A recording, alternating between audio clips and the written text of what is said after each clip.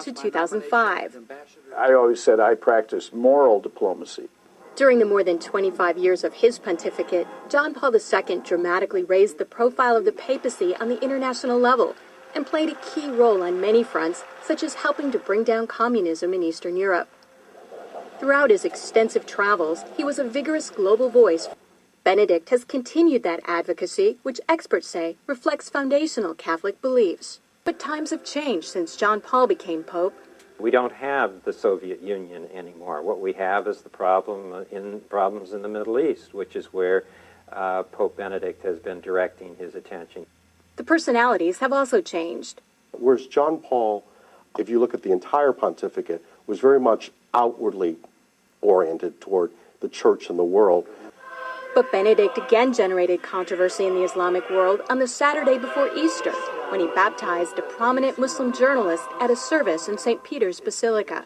He's also been quietly working to establish relations, something that was not possible during the last papacy, largely because of John Paul's role in the fall of communism in Poland.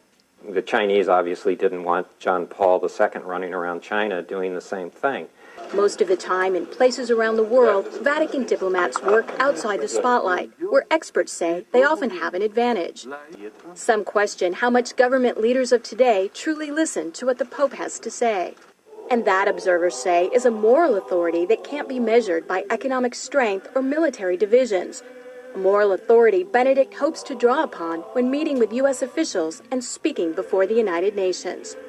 I'm Kim Lawton in Washington. A lot of good Christians in Roman Catholic Church, notice Catholic Church, but unfortunate because they don't understand the history of their church. During Dark Ages, Constantine was the one who united his own people, them pagans, to Catholic Church. And when they unite in the church, because, there was statue worshippers, idols. So when they brought their idols, notice statues in Roman Catholic Church, they began to name them. Instead of Jupiter, they call it Peter. And it's so sad that they give them a lot of Christian names. And they bow down, sometimes they kiss, they worship.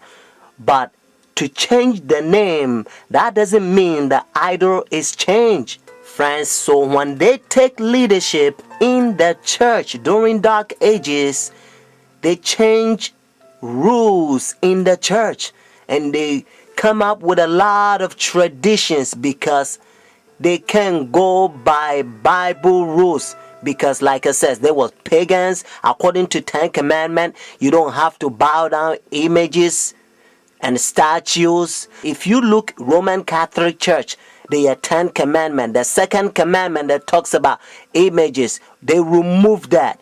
And then the 10th commandment, they spread. One of them that they also did, they persecute a lot of Christians that they protest against their paganism and their traditions.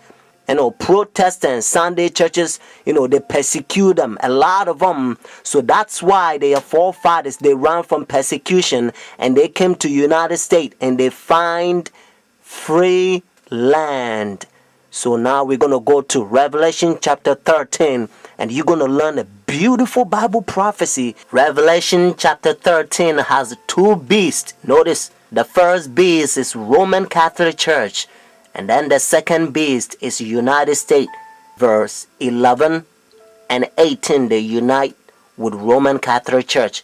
Let's find out who gave the power to Roman Catholic Church. Notice Revelation chapter 13 verse 4. So they worship the dragon who gave authority to the beast. And they worship the beast saying, who's like the beast, who is able to make war with him. Friends, according to Revelation chapter 13, we know that the dragon gave the authority, the power to this beast. And according to Revelation chapter 12 verse 9, the Bible helps us to understand that the dragon is the old serpent called the devil and Satan. Notice what it says in verse 11 and 12. Notice the same chapter, Revelation chapter 13. Then I saw another beast coming out of the earth, and he had two horns like a lamb, and spoke like dragon. And he exercised all the authority from the first beast in his presence, and caused the earth and those who dwell in it to worship the first beast whose deadly wound was healed. Just in case if you're thinking about any country, they don't fit. Whether it's China, India, Iraq, or Africa, they don't fit. That's what it says in verse 12. He exercised all the authority, notice, from the first beast, Roman Catholic Church, because when they ran from persecution, they came over here. They don't want to have anything to do with Roman Catholic Church because they used to persecute them, friends. That's what it says. And again, I want you to get this so that you will know that it's the United States. Verse 12, he exercised all the authority from the first beast. But unfortunately, the same verse 12 says, and caused the earth and those who dwell in it to worship the first beast whose deadly wound was healed.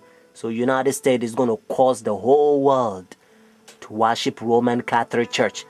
And that's why now they already have pagan sun worship day, Sunday worship, the Roman Catholic Church. They changed God's holy Sabbath from Saturday to their pagan sun worship day, Sunday worship. So whenever they enforce the law, friends, if you think, well, because I'm not going to buy, I'm not going to sell, and the things is going to be hard, and you don't believe in God, and you doubt his power, if you doubt God who created you, the one who holds your breath, and if you doubt his power, and if you go by the pagan sun worship day, behind the scene is the devil that wants you to worship him, at that time probation will close. Your decision is made. You will be doomed. Revelation chapter 14, God placed a fearful curse on those who receive the mark of the beast, those who worship the devil. But friends, have faith. Jesus Christ will send his angels. Sometimes they will come as a form of mankind, and they will give you a food in the time of trouble. Hebrews chapter 4 verse 7 to 11. Notice what Bible says.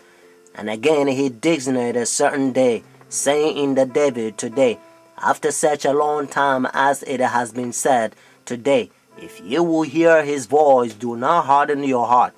For if Jesus has given them rest, then he will not afterward have spoken of another day.